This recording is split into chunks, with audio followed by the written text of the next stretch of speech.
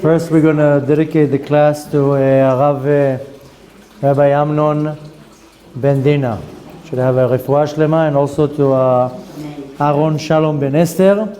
It needs a refuah shlema, and also David ben Sarah. So, I hope you're not angry. But if you are, we're going to learn how to let go of the anger. So, I know it was advertised a different class, because every Thursday, this class, we're learning from a discourse, a Hasidic discourse about the extra soul that we get on Shabbat. But since we talked about it on Tuesday, how to get rid of anger, and Sunday is Rosh Chodesh, the schedule is going to be booked. Tuesday, we have set classes, so don't see any time when we can do it, so we decided to do this class now. So I hope you're not angry. Now, and if you are angry, we'll talk how to get rid of anger. So really, this is not a class. This should be a whole workshop, a whole boot camp of 3 months, how to get rid of anger. But the thing is that there's many different places where, first of all, we have to understand where anger comes from. And we have to, once you understand where the anger comes from, it's much easier to control it. Now, ultimately, this is what's going to make people angry to hear it, but ultimately it's coming from ego. That's what you said? Yeah. Oh, see, we're on the same frequency. So some people get angry because, oh, wait a minute, I don't have an ego. But the essence of anger can only come from ego. Now, you'll tell a person that is angry that they have a problem with ego, they'll get angry at you. I have a problem with anger? So, it boils down from ego. So, if you know how to go to the root of it, and you know how to uproot it, then you get rid of the anger. So, 20 years ago, I have many people that can testify to that. First of all, my ego was out of control. My anger was out of control. In a not normal way, even. But Baruch Hashem, then Hashem decided to be very kind to me and allow me to find the ways and the tools how to get rid of the anger. And the way to get rid of the anger is to go to the root. And you know where I found that and where I figured it out? Hashem has unbelievable ways to open your eyes. I was a very stubborn individual. I'm still stubborn, but in a more of a positive way. And I had a toothache. And as stupid as I thought that I was smart, I was stupid, and I didn't go and treat it. So I would put all sorts of, I bought like a oil to soothe the gum. And then I took a Tylenol or an Advil. I constantly found all sorts of ways to wrap around the pain. And it worked for an hour, it worked for a day. I started buying all sorts of these natural oils, putting on the tooth. Why am I saying that I was stupid? Because it didn't heal the tooth, it rather just numbed the pain in different ways. Either it was a chemical, an Advil, a Motrin, a Tylenol, whatever it is. Or it was also some natural ways, but it only will numb the pain.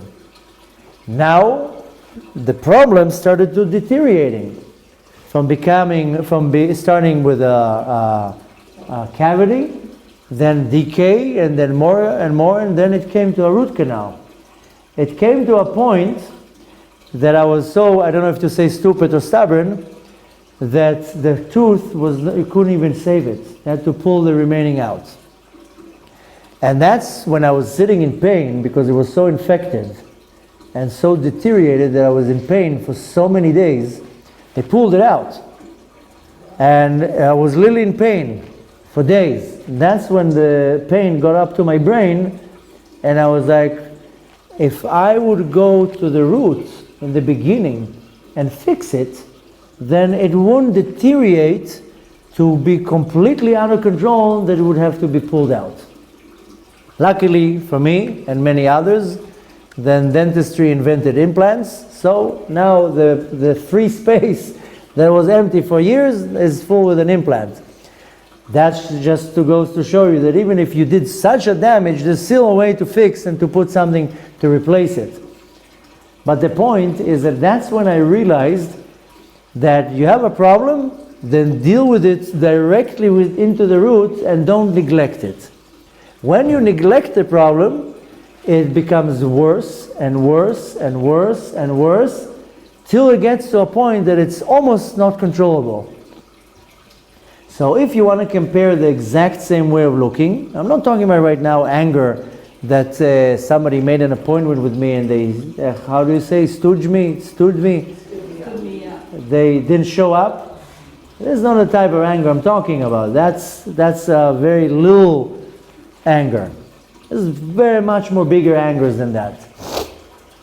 But since we want to go to the root, because really if we want to go through the entire topic of how to get rid of anger, that's a course. This is not a class. The sad reality is that we all have anger in us. Some is out of control, some is a little bit less, some comes out once a month, some comes out once a week, some comes once a month, it's destructive, and some comes once a month, it's not that bad, but the reality is we all have anger in us. Before we mentioned about the elements, our body is built from elements and our soul has been built from elements. And we all have some type of a portion from each and one of these elements. The elements are fire, air, water, and earth. And the fire, the element of fire, that is what's going to cause the anger. Air, see the four elements? There's air, fire, water, and earth.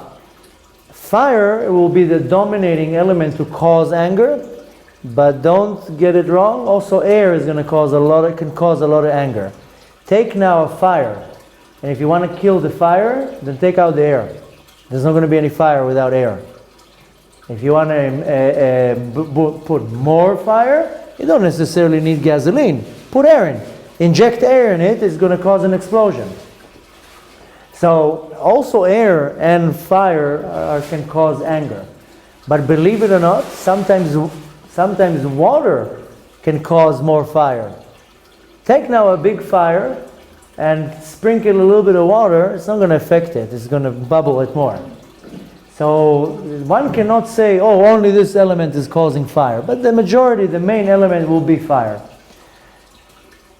That's the first thing. Now, we mentioned many times that our purpose in this world is to refine our character traits. This is called Tikkun HaMidot. We had many different classes about it, and now we're learning every Tuesday the book of Tomer Dvorah, written by Rabbi Moshe Cordovero, which is, his acronym is the Ramak, he's known as the Ramak. And this whole book is about Tikkun HaMidot. It's a very small book. Maybe we have it here, we had it on Tuesday, no? It's over there? No, just a very short book, very small book. There's many different ways of refining the character traits. But one of the most dominating character traits that we all have is anger. I mean, there is a character trait that is a very bad character trait, which is jealousy. Not everybody has it. Some people, they're very happy with what they have. They don't really get jealous. Another very bad character trait that we have is being judgmental. And some people are very judgmental, and some people are like, you can call it laid back, but they're like, whatever, they don't care.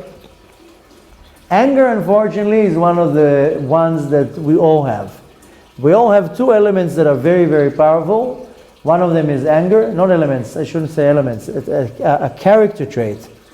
One of them is anger, and the next one is sadness. And both are rooted from the same place. Some people are very quick to be angry, and some people are very quick to be sad. You say the wrong word, they'll be so upset, they're not going to be sleeping for 3 days. Now, I'm not talking right now depression. Depression, that's a whole different thing. I'm talking about sad. Either way, I mean, it's the same idea, just a reaction in a different way. Now, when it comes to the structure of Tikkun HaMidot, that we started learning, and there's a lot more to learn about it. We just started the book of Tomer Dvorah. Later on, we're going to go into other books. when looking at the structure of the midot, everything in the creation has two sides. Shlomo HaMelech says, "Ze l'umat ze bara Elokim." One in front of the other, Hashem created. This is called le'umat ze. There's always something that will oppose or will stand against anything. So, for example, even in the Torah, we have a character, Moshe Rabbeinu. One might say, what, Moshe Rabbeinu has an opposition? Then the prophet Bilam, there was a prophet, his name was Bilam, he's a wicked prophet. He was the Leumat Zeh of Moshe Rabbeinu. That he was equal to Moshe Rabbeinu. Just that he was coming from a negative side, an evil side. That our sages explained that Bilam, if he would be directing it to a positive side, will be greater than Moshe Rabbeinu. So everything has a Leumat Zeh. Zeh l'umat zeh bara Elokim. So there is character traits that we all possess, character traits or attributes, and there's both on the positive side and the negative side. I mean, in the negative side we said anger and sadness and depression and jealousy and judgmental and there's a long list of them. But there's the same thing on the positive side. Courteous, charitable, loving, patient. There's a whole list of the good ones. On the good one, it's built in an hierarchy. There's one on the top, and that starts birthing other midot, character traits. If you're looking at the structure, the spiritual structure of the universe, it's built from 10 sfirot, from 10 emanations. Hashem shines His godly light, His infinite light, what's called Or Ein Sof, into the first world that He created. It's called the world of Atzilut. There's worlds above Atzilut. But the first world that has the Sfirot is the world of Atzilut. And Hashem emanates His light into this world, dressed into vessels, and these vessels are the 10 Sfirot. Excuse me? You say dressed into what? Into vessels. This is called a vessel, because I'm able to put something in it. And I mean, there's many types of vessels. Hashem dresses Himself, so to say, in these vessels, these kelim, and these kelim are called 10 sfirot, 10 sfirot. 3 of them are separated, and the rest are called mochin, intellect, and 7 of them are called midot, which actually more 6 of them, and the last one is not really malchut, is not really called a midah, but they're considered part of the 6 to 7 midot. This is called character traits. So we see that the intellect, the mochin, which is chokhmah, bina, and dat, they birth the midot, because it goes in a descending chain. First comes the infinite light into a funnel. Like if I want to put now a lot of liquid into something narrow, I will use a funnel. This infinite light is being contracted through a funnel that we call keter. Keter is a crown, that it receives something very wide and funnels into something narrow. And it will funnel it into the sfirot. The first one comes chokhmah, then bina, then dat. These are the mochin, the intellect. But when you will take these two sfirot of chokhmah and bina and put them together, the term in Kabbalah, you call it Abba ve'ima, a mother and father. What happens when you put a man and a woman together? They have marital relations, they will birth a child. So when you take the chokhmah and the bina, the two intellect parts, and you put them together, it will birth a midah. And a midah is a character trait, an attribute. It can be chesed, kindness, can be gvura, judgment, severity, tiferet, beauty, and so forth. And this is the spiritual structure, so it manifests into the world, like a spiritual DNA. Now, when it comes to the character traits, it has to be something positive and something negative. That's we mentioned Hashem created everything with an opposition. There's not only one side. There's always two sides. When you're looking at the positive character traits, it starts with the top one and then it will start manifesting down. The top one in the positive side is called Midat HaAnava, the character trait of being humble. Anav, a person is humble. Moshe Rabbeinu, it says about him, Vaisha Anav Mikol. He was the most humble person in the universe. Now it doesn't mean that he walked like this in the street. Moshe Rabbeinu was a powerful guy. He was 3 meters tall. I'm only 185. He was 3 meters. Can you imagine the size of Moshe Rabbeinu, this huge guy? He wasn't like this shmate. Humble doesn't mean that he was like shy. He was just humble in front of the Kadosh Baruch Hu. And because he was so humble, he was able to reach to such great levels that he became the biggest prophet in history. I mean, there isn't any other prophet like Moshe Rabbeinu. All the other prophets would receive their prophecy while they were sleeping. Moshe Rabbeinu would talk to Hashem when he is awake. It says, Lo kam kenavi b'Yisrael ke Moshe. There will not be a prophet like in Israel like Moshe Rabbeinu. There's most opinions hold by that even Mashiach is not going to be a greater prophet than Moshe Rabbeinu. That he's going to be much more smarter, much more wiser, he's going to bring a new Torah, he's going to be the Mashiach. But when it comes to prophecy, most opinions hold by that Moshe Rabbeinu in prophecy will be greater than Mashiach. Why? I mean, there's this disagreement, but that's irrelevant for now. We don't care who's going to be a greater prophet as long as we see them both together here. Then they can argue who's greater. But Moshe Rabbeinu was able to reach the highest level of anava, of humbleness. Now, there's something on the other side. What's the other side? The top character trait that's coming from the negative side. And this is called the opposite of anava. And we call it ego. That's what we call it. I mean, the term in Hebrew, it's called geava. Ego is a more modern word. We call it pride, geava.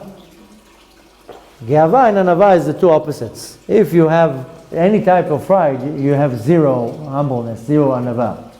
And same thing, when a person is anav, is humble, then he doesn't have any pride. Moshe Rabbeinu, you think Moshe Rabbeinu attribute anything to himself? You know, when Korach came to argue with Moshe Rabbeinu, you remember the story with Korach? Korach was a serious guy. He wasn't some guy from the neighborhood.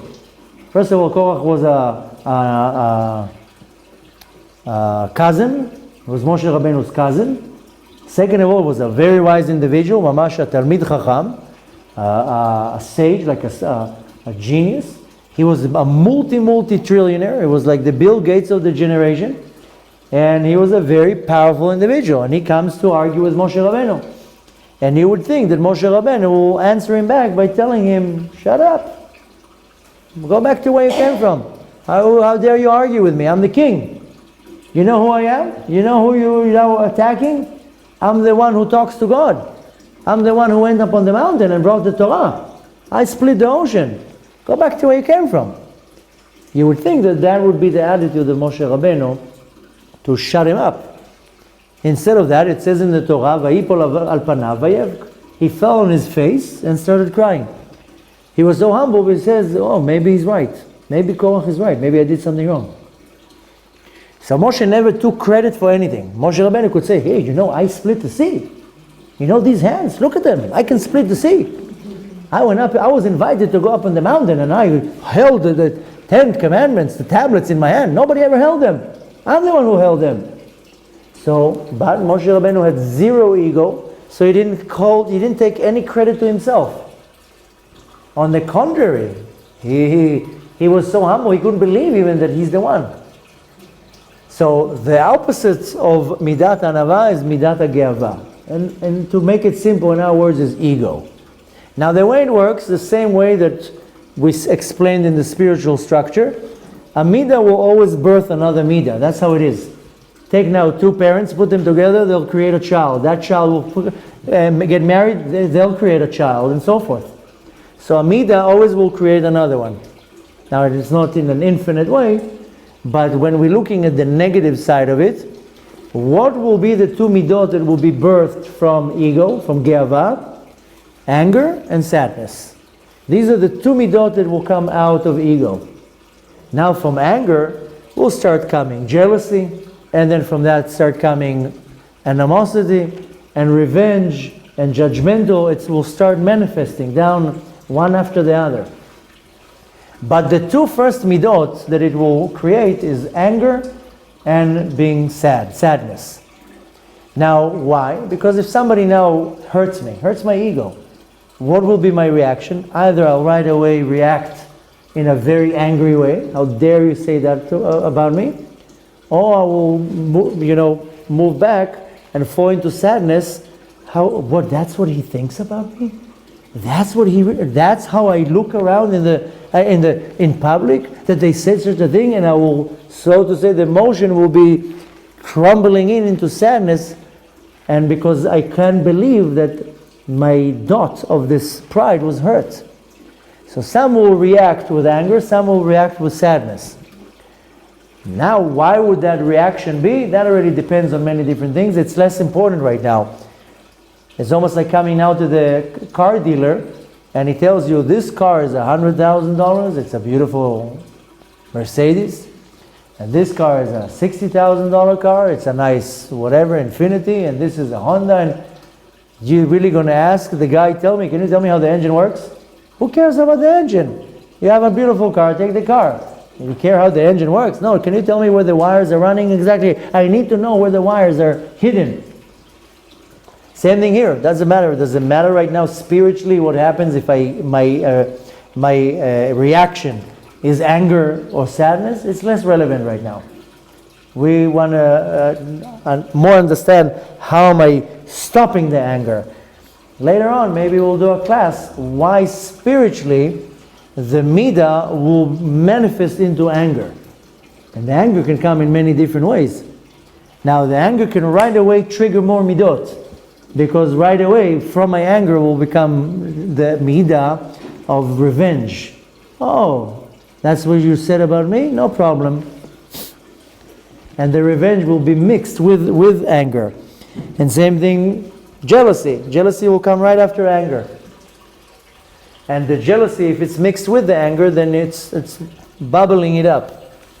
The point, since we want to concentrate at least on something, on one point, to take some type of a valuable lesson, is that I need to always backtrack to where something originates from.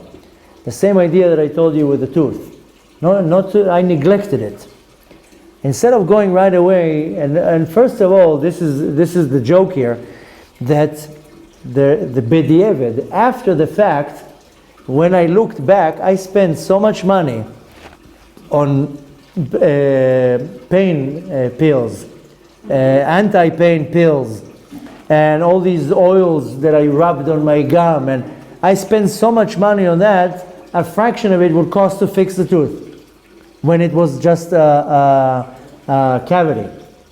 But this is sometimes how you see their thought process is distorted.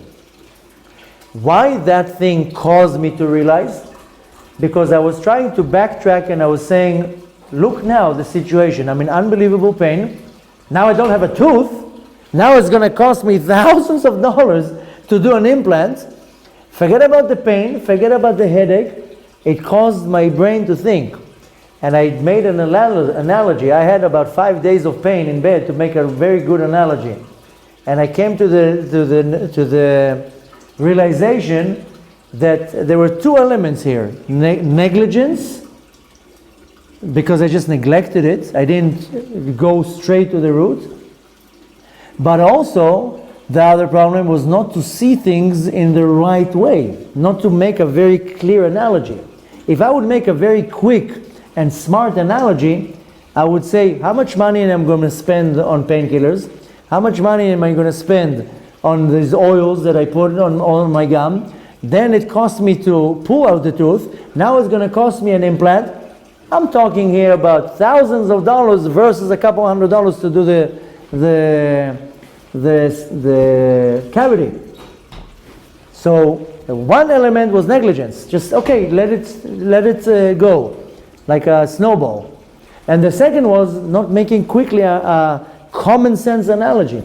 When I looked back, I was like, what type of a rare idiot I am that I couldn't just say, what's the big deal to go to the dentist? I don't have a problem with pain. There wasn't, with the needles. Not that I have a problem with the dentist. Maybe that was Hashem's lesson to teach me to make sure that in the future, any situation I face with, I right away pull out these two elements. First of all, no negligence. Don't let it continue, because that's what happens.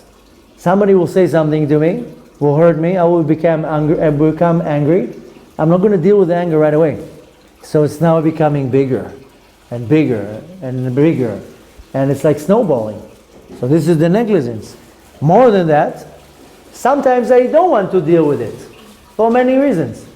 But I'm not making the right analogy. What would be the cause? What's going to happen the next stage? If I don't deal with something, there is going to be a consequence. And many times we don't want to deal with it. Now when you take these two elements and you put them together, that's when you're saying, okay, right now I'm angry. Now we spoke, if you remember, we made once a class, and I'm sure it's online and you can find it. What will actually cause my body to be aggravated to bring me into anger? Because a lot of the anger that I have has nothing to do right now with my ego. It's because the food that I eat, then my body will become aggravated. If I'm going to eat a lot of sugar, trust me, you're going to be very aggravated. A lot of sugar. You're going to eat anything that is processed, chemicals, GMO, all this stuff, MSG, it's going to aggravate your body a lot. You're not going to notice it maybe, but it's going to aggravate you. Then you have another element, there's a lot of radiation around us. The radiation also annoys us. Take now your iPhone and put it in your pocket 7-8 hours a day, it will aggravate you. Just that radiation. And then there's radiation all around us, from little things. So there's many, and there's much more. If you remember, we had a whole class about it. All these little things that causes the body to be aggravated, so you become a little bit more jumpy. But that's a fraction of where it comes from. This is just the fuel to ignite. Some people, believe it or not, they don't have any issue with anger. It's just they're very sensitive to the device that radiates, or to the food that they eat. Either way you're looking at it, at least the tip of today, so we can have something how to get rid of anger, is to first understand that the majority of the anger comes from an ego. And I was the biggest hothead in the world. I would explode right away. It depends on when you love your child and the child does something wrong, and you also can become angry, and it's good not to...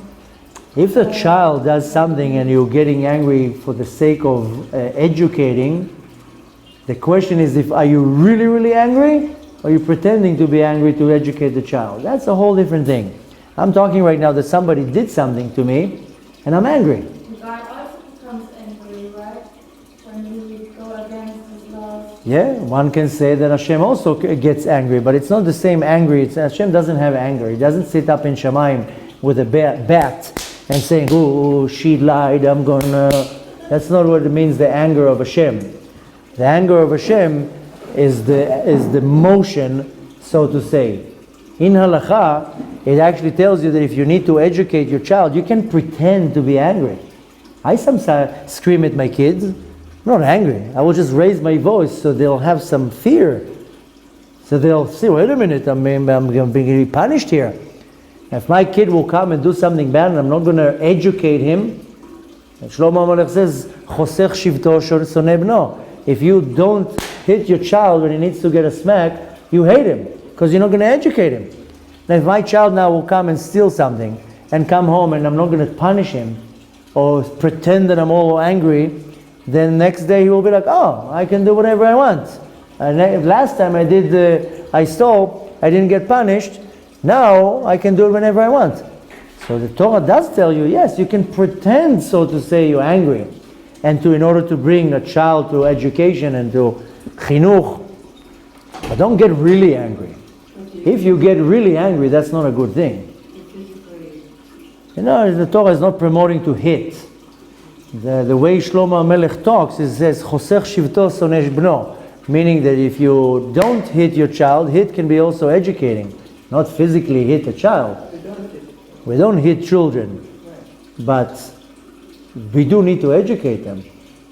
My kid skipped a class the other day from school, and when I'm looking at him, I see, okay, he's bored, the teacher is annoying and boring, and he's only 8 years old, 9 years old, he wants to be outside with the football, when I'm looking at the situation, I'm not getting mad at him. I go into his shoes. But on one way, I wanted to tell him, I understand why you didn't go into the class. With that type of a teacher, I also wouldn't go into the class. Can I blame you? Or maybe somebody's bullying him or whatever. But I can't come and tell him what he's doing is fine. I can't come and tell him, oh, I relate with you. That teacher, I will never go in. I have to pretend that I get angry and that I get upset. And how can you do such a thing? And I have to put on an act. So he will grow up to learn that it's not okay to skip class.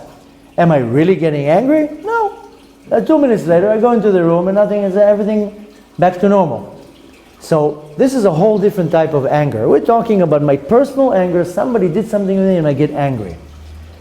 The way to, first of all, not off the subject, but I started by saying don't neglect, because 50, 60, 80% of the times that there's a problem with my anger is because it was neglected. And could very much be that somebody will say something to me, of course, will trigger anger, hurt my ego, and I will not say anything. So for 3-4 days, inside it's bubbling. Now, all you need is to strike a little match, and it explodes. So this is the negligence. Approach the person right away. Listen, you hurt me. What did you mean when you said that? Please don't do that again. Then I'm not neglecting it, then the outburst is not going to be as worse. So maybe now there'll be an argument or disagreement, but it's not going to explode. That's the negligence that I was talking about. But when it comes to doing a quick analogy, then I was very quick to react when I was younger. My friends, I had a nickname when I was younger. My friends called me Boom Pitom. Boom Pitom. Boom is a boom, and Pitom is suddenly. So the reaction was very unpredictable. And I would suddenly get upset and break something. For my poor parents, how many windows were broken, how many doors were kicked out of their place. I probably owe my parents a couple thousands of dollars just for the damages throughout my childhood. But I was very quick to react. Again, going back to the story with the tooth, it made me realize, something so simple. It sounds very simple, but think before you act. Now, if you stop for 1 second, 5 minutes, that is it. But you think, you analyze the situation. Going back to the example with the tooth, if I would analyze the situation, the first moment it hurt me, I would very quickly say, listen, let me go right now to the dentist, finish with the pain, and it will cost me $300. I didn't do that. It cost me quadruple later on, plus the pain, plus the headache. If you think about it in common sense, you right away say, why should I even go down this route? Now, somebody annoys you, hurts you, insults you. If you react right away with the anger, then what good would it do? If you make an analogy and say, okay, let's come down for 1 minute, let's go have a cup of coffee and relax. Let me think, what will happen if I react like this? What will happen if I react like that? Maybe that person meant this. You make a quick analogy, you will find out that in most cases it's not worth it for you to get upset, because you don't know how it will resolve and what will be the outcome. Because in anger, in Hebrew they say, "Niyah li shachor ba'einayim." It becomes dark in my eyes. I don't see. You're right. You become stupid. When anger, it puts a screen on your common sense and you don't think right. The trick here is, besides what I said before, this is, I told you there's a video on that, is just if you detect an issue with anger, then look around you, what are the things that are bothering you? Like I just said before, the nutrition, what you eat, how many hours of sleep you get, if you have all these devices that are radiating, sometimes you might need another extra hour in the sleep, and that's what it is. Isn't that screen that you were saying that black that comes over? That's like a debug, right? No, I wouldn't say a debug, chas v'shalom. It's just that when anger kicks in, it's like your common sense disappears. So it's not necessarily a debug. No, chas v'shalom, not a debug, I just said in Israel, the term is Niali Shachor Ba'inayim. That's what they say in Israel. I became black in my eyes. I didn't see anything. Because really when you think of after you get angry and you relax, you're like, what did I do? Why did I just do it? Now go and reverse it. So you want to minimize any distractions or any things, elements that will cause you to be even 1% more angry. You know, sometimes I don't sleep much. If I'm lucky, I will get maybe 3 or 4 hours of sleep at night. But it doesn't affect me the next day. I can go for days when sleeping an hour, 2 hours, 3 hours. I'm not going to affect me. Sometimes my wife also stays up long. If she's not going to get her amount of sleep that she needs, the next day she's going to be so irritated that any little thing will make her jumpy. So some people are very sensitive. So if you know that something like this is going to make you irritated, then don't stay up. Go to sleep. Get your 6, 7, 8 hours of sleep. If you know that the 17th cup of coffee is going to make you irritated, then don't have 17 cups of coffee. Have only 2. Or maybe you should have a little bit less stronger. Maybe do decaf. So first of all, you want to remove any obstacles. And I'm just giving one example with sleeping and nutrition. Believe it or not, nowadays I can guarantee to you, I'm not so old, but I can guarantee to you that 80 years ago, people were not so aggressive and angry like today. No pollution, no cell phones, no rat race, no all these, simple. Now, take all these distractions away from you. You know, you asked me the other day, what, you don't have a phone? No, I don't have a phone. Why should I be aggravated all day long? Ding-ding-ding, ding-ding-ding, ding-ding-ding, ding-ding-ding. Who needs this? The other day I'm sitting with my wife, the phone doesn't stop ringing, and I'm like, how can you, I can't take this. At some point she was like, I can't take it anymore, the phone is ringing all day long. So I said, good, that's why you don't have a phone. It's not going to ring all day long. Who needs ding-ding-ding all day long? So if that's going to make you upset, then don't have the phone with you. And there's many things, unfortunately, in our generation, they aggravate the body. Big time. And if you think that the cell phone is not aggravating you with the radiation, then think twice. And the food that you eat and how many hours you sleep, the food will make you extremely irritated. I also like sweet things, but I don't have 17 rogolachs every day and 3 bars of chocolates. And if I do drink already a cup of tea, I put a little bit of sugar. Because the sugar, we don't see it as anger, but it makes you hyped up. It's not a healthy energy. It's like caffeine, isn't it? Yeah. And it makes the body very wired. So somebody will say something wrong, you right away lose it. So these are very simple things in anger. We're not talking right now that somebody stole $1 million of mine, and it's very hard for me. But first you want to completely remove any distractions you have. Second, then you can't neglect anything. There's a situation that happens, you deal with it right away. Because later on, it's going out of control. And then, how do I get rid of the anger? Well, it's already going for 3 years. How are you going to get rid of it now? Why didn't you deal with it the first day? Somebody now comes and does something bad to me, or hurts me, or insults me, or if you need a day to relax, take a day to relax, but right away approach. Because if you don't, it will start snowballing. And then, of course, the most important is the analogy that you make. Now, I'm not saying it's going to work like a charm every second that you get angry. But you know where you start? You start with the little things. So you bump your leg into the bed, the corner bed, and you get upset. That's a normal reaction. Then, if you think for a second and you make an analogy and you're saying, what am I getting upset at? A bed? The bed is upsetting me. I'm kicking the bed. You have to think with common sense. And when you really analyze what's going on, you're like, what am I getting upset? What is the result from that? Now, regardless, here is where you need to take your ego and use it in a positive way. If Hashem created ego, is to use it, by the way. Anything that Hashem created that is negative is in order to use it. If not, Hashem would not create it. Here is where you take your ego and you're saying, what good would it do if I get angry? You know what's going to happen if I get angry? I'm not going to fall asleep tonight because my mind is not letting me sleep. And then I'm not going to have an appetite. And then I'm going to suffer. And the anger is going to bubble in me. so I'm going to get upset, and I'm going to lose sleep over it, and then more than that, it can make me sick. What do you think half of your sicknesses come from? From anger. You get all these sores on your tongue and here and pimples, and it's coming from anger, because inside the whole system is not calm. Then it's creating all this negative energy. Yeah.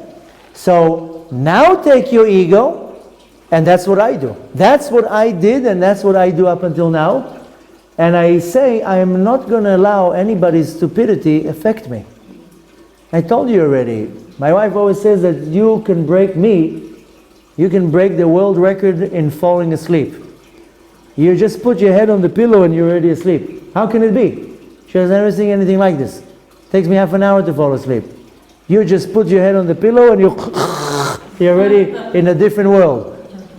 And I told her, you're right. Because first of all, I don't have much time to sleep. So I have to take advantage of every moment. But more than that, I said, I don't let anything bother me. Nothing I will let it bother me. Because my sleep, this is where I'm using my ego in a positive way. My sleep is more important than anybody's opinion or attitude. I'm not going to let anybody affect me. I'm going to finish in a minute, then we'll do the questions, if you don't mind. So, this is the thing. Why do you get upset? Because he bothered me, and she bothered me, and he bothered me. That's why I'm upset. You know the joke with the Moroccans. They ask the Moroccan, they have a reputation of being very upset. So, a hothead, they ask him, why you get upset? He's like, there's nothing wrong with me. He upsets me.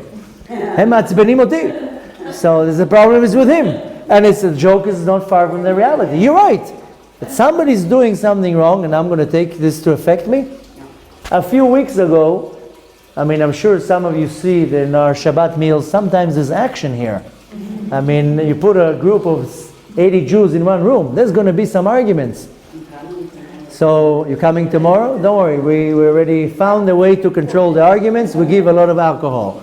So there was not too long ago an argument between two of the guests, and one of them got so upset. He got so unbelievably upset, he couldn't sit down. And when I came and told him, why are you getting so upset? He's like, I can't stand how he said this and he said that. And I told him, I'm very sorry to tell you, but if you let somebody else's stupidity affect you, you are the stupid one. Absolutely. I told him, I agree with you. What he said was not right. But you see me getting upset? He said, if you let somebody else's behavior, and I said it especially in these words, somebody else's stupidity affect you, then you are stupid. You are the fool. I'm still sitting and I'm happy and I'm relaxed and I'm eating my food, and tonight when I go to sleep, I'm going to go to sleep within a fraction of a second. This is where you take your ego. Like I told you, if Hashem created an ego, use it for something good. Don't try to step on the ego, because you're not going to be able to do it. Take the ego and transform it. Convert it to something positive. That's where I take my ego and I say, my peace of mind, my tranquility, my bedtime is going to be affected by that? No. No. There's not one person in the world that is able to take me out of my state of calm. Because that's where I take my ego, hold on, and I transform it, and nobody is worth my nerves. Nobody's worth the damage that I'm going to cause by me getting angry right now. Therefore, I don't get angry. Why should I get angry? Besides the fact that if somebody already did something against me or towards me in any type of a way, that's strictly coming from the Shem. 100%, not 90%, not even 99%. It's 100% coming from Hashem. Take now a stick and hit a dog. You'll see the dog is going to bite the stick. It's not going to go after you. Because the dog is not smart enough to understand that it's you that hitting. So he thinks it's the stick that's hitting him. Something happens to me, you say something to me now and you hurt me, it's 100% coming from Hashem. And it's my ego that will now put a separation between me understanding that it's coming from Hashem, instead of me saying, oh wait, what does Hashem want from me?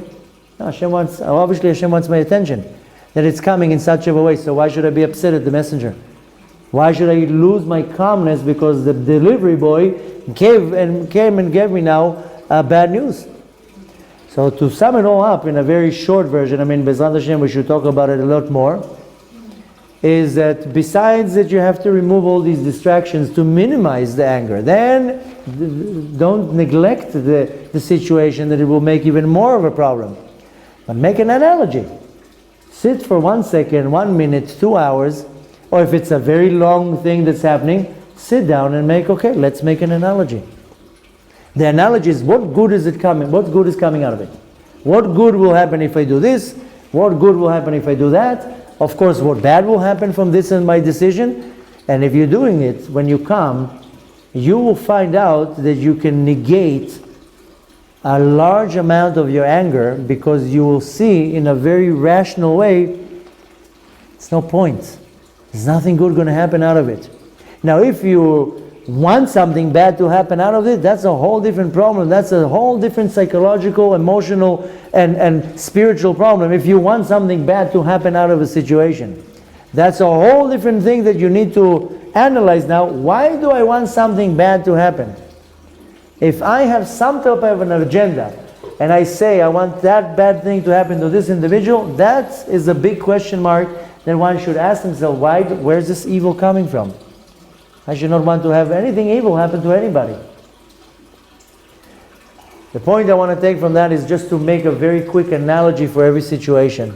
Now, if it's something quick, somebody cut me in the street, so the analogy has to be very quick. But if it's something that is long, a long fight between a husband and wife, a fight between couples, family, a business, whatever it is, then it's not a quick, make an analogy. Why, who, when, and more important, what will be the result? If the result is going to have a positive outcome, then you pursue it. If the result is going to be a negative outcome, then you have to have enough common sense to say, do I need to pursue this headache? Going back again to the analogy with the tooth. If I would make the right analogy in the beginning, you know how much money I would save? You know how much money an implant costs? Forget about the pain right now. For months, I was going with pain. I don't even know what possessed me not to go to a dentist and instead of that, buying a Tylenol. This is ignorance. Literally, I believe that Hashem brought me to the situation to understand for the rest of my life how not to neglect something and not to be ignorant about something. This was 100% ignorance. Not to go to the dentist. What's the logic even here? Then I'm going to deal to them like, what was I thinking? That's what the analogy will bring you to bring you to a point that you're seeing the common sense here to understand, you know what? There's no point of being angry. Let me release it. Let me get rid of it. I'm not talking right now how better you're going to feel. You're going to be much more healthier. You know, people get sick from anger. People become overweight from anger. Forget about now severe. People become, excuse me? Yeah. I mean, that's where you need to take your ego and say, nobody's worth my suffering. Mezrach Hashem, hopefully this will give us a little bit more of tools to know how to deal with situations. And the point is to apply it. Is to literally take a method and to apply it. So on myself, I'm telling you everything is on myself. It's not that I'm inventing a theory. Because I was the hothead of the generation. I mean, my anger was there was no control to my anger. And it went into such bad places in road rage and serious things. I mean, I got seriously in trouble because of my anger. And I'm talking about serious trouble. Not that I came into a fight with somebody. So I'm telling it only from my own experience. And I can tell you that the first step was I changed my environment. I stopped smoking, reduced sugars and fats. That's what I did in the beginning. Everything that caused, 17 years ago, there wasn't cell phones. Yeah. But I was a heavy smoker, I quit that. I used to drink, I'm not exaggerating, 10, 15 cups of coffee a day. There was always coffee next to me. I love coffee. And many other things. I would constantly eat treats and sweets, and just remove all this and change a little bit of your habits, that in itself calms you down. And once you get a little bit of fresh air of being calm for like a week, you're like, wow, I like being calm. It's fun. I don't want to be angry. I don't want to be aggravated and annoyed. So it motivated me to say, let me see what is working. And slowly, slowly, you start building your method. And if you follow it, you see that you're able to slowly, slowly let go of all these pockets of anger till you get to a point that you don't develop new anger. The problem is that we're carrying our anger for 20 years, 30 years, 40 years. People carry anger. I met a relative now. If you remember last week, we went to my nephew's bar mitzvah. I met a relative. He's in his late 70s. He's still carrying anger for something that happened over 60 years ago. And you know, he still brought it up. I'm like, are you serious? You're 77 years old and you're now telling me what this uncle did to you 60 years ago? I told him, something's wrong with you. What about when you are angry about yourself? That's a whole different thing. You shouldn't be angry with yourself. I mean, you can be angry with yourself if you do something foolish. Why is it so different? Because here, I mean, again, this is the opening a whole different channel. If you did something very, very foolish and you become angry with yourself, there's some positivity in it. Because you say, how could I do that?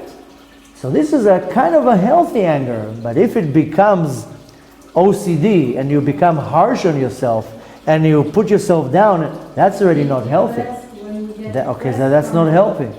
That's where you need to know where to stop.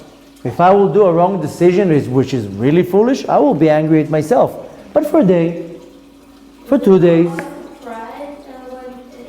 Yeah, of course it's coming from pride. 100%. Yeah, of course it's coming from pride.